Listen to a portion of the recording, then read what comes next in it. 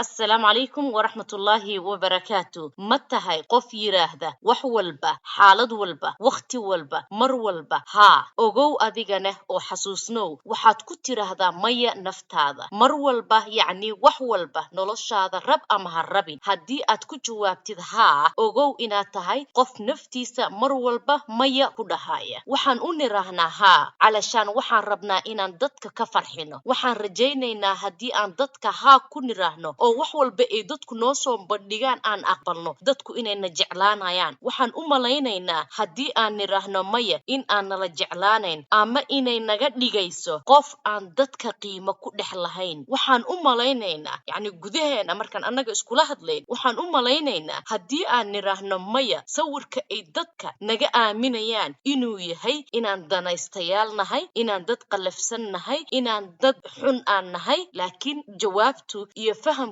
intaas midna ma ahan yacni waxaad dareemaynaa yacni gudahaaga waxaad ka dareemaysaa markii aan niraahno maya inaan goynay xuduudihii inaan nahay qof akhlaaq xun qof danaysta ah qof aan dadka asxaan u falaynin qof aan fiicnayn laakiin fahan ma ahan wax danaystinimo ah iyo wax xun inaad tiraahdid waxaadan rabin maya waxaa danaystinimo ah oo waxaa wax xun ah inaad adiga dadka ka filatid inay wax walba haa kugu dhahaan oo aad aqbali weydid marka ay ku dhahaan maya dheh maya haddii aad dareentid inay saamayn xun ku yeelanayso caafimaadkaaga shaqadaada jiritaankaaga aysanna kuu cuntamin isbar inaad tiraahdid maya haddii aad ku dareento yacni goobaha shaqada ciriiri runtii waxaan la kulmaa dad aad u tiro badan oo shaqooyinka ay ka shaqaynayaan dhibaatada ay shaqaalaha iyo madaxa shaqaalaha ay kala kulmayaan darteed ay ku sababta inay xanuuno stress iyo depression intuu ku dhaco fasaxyo la siiyo oo markaas ay shaqada dhan ay iskaga tagaan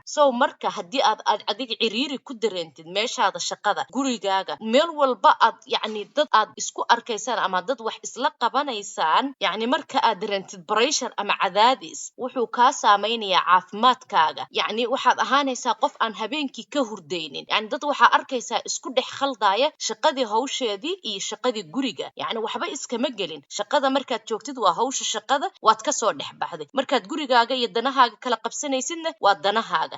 markaad aragtid inay caafimaadkaaga saamayn ay ku yeelanayso waa waqtigii aad dhihi lahayd maya waxaas iima qalmaan aniga waxaas iyo waxaasne ayaan ku diiday haddii aad had iyo jeer is aragtid inaad walwalsan tahay sababtoo ah waxaadan rabin ayaad haa tidhi waa waqtigii aad ka daba tegi lahayd oo aad dhihi lahayd maya waxaas iima cuntamaan mana samayn karo mana yeeli karo hadda yacni qofkii aad u sababaysid aad ku qancisid inaysan kaa ahayn xumaan laakiin aadan xaaliyan ama waqtigan taagan aysan nafsadaadu aysan samayn karin yacni haddii ayba culaysyadii noloshaada ay ku soo mareenba aad tahay qof la daalaa dhacaya stress kuu sababay ama buuq noloshaada inay ku dhacaan dhiikar sonkor hormoon khalkhal intaba waxaa sababa dhibaato gudahaaga ka dhex jira yacni qofka bini'aadanka waxa gudihiisa ku jira ayuu jirkiisa soo tufaa yacni xanuunaadkan aan arkayno oo nala leeyahay ama qofkan xanuunkaanuu qaba micnaheeda waxa way gudaha dhibaatada gudaha ka jirta ayaa banaanka u soo baxday ee markaas dhakhaatiirtu markii laga baaro ay akhrisan karaan marka haddii aad is aragtid intaasoo dhibaato ah aad qabtid waa waqtigii intaad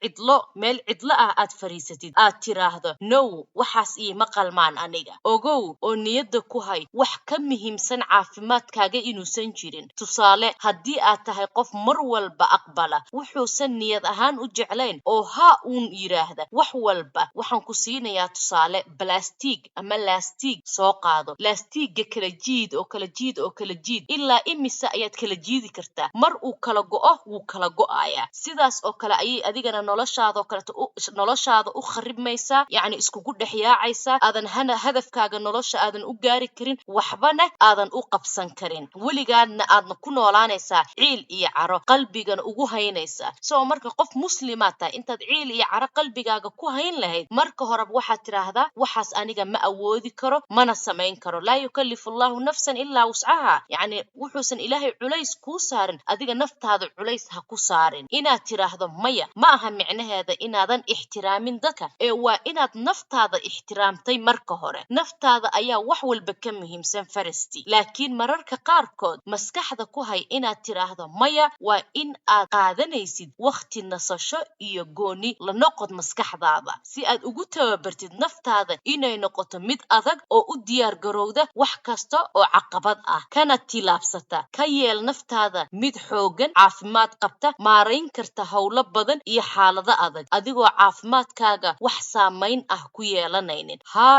iyo maya waa laba eray oo muhiim ah waa laba eray oo awood leh u isticmaal si xikmadaysan haadaadu iyo mayadaadu ha ahaato mid caafimaad ugu jirto maskaxdaada iyo maskaxda dadka kale dabcan marka aad qofka bini'aadanka xataa marka aad maya ku tiraahdo qofkan waxaad baraysaa oo u tababaraysaa inaan nolosha qof walba uusan haa ku dhahaynin isaga xataa qofka kale aad maya ku dhahaysid caafimaad ayay u tahay u isticmaal si taxadar leh munaasab oo ku habboon xilligaad dhahaysid iyo meeshaad ku dhahaysid kuna nolol guulaysatay oo degan oo ciriiri iyo caqabad midna aan lahayn waxaan idinka tegayaa dhammaantiin fi amaanillah assalaamu calaykum waraxmatullaahi wabarakaatuh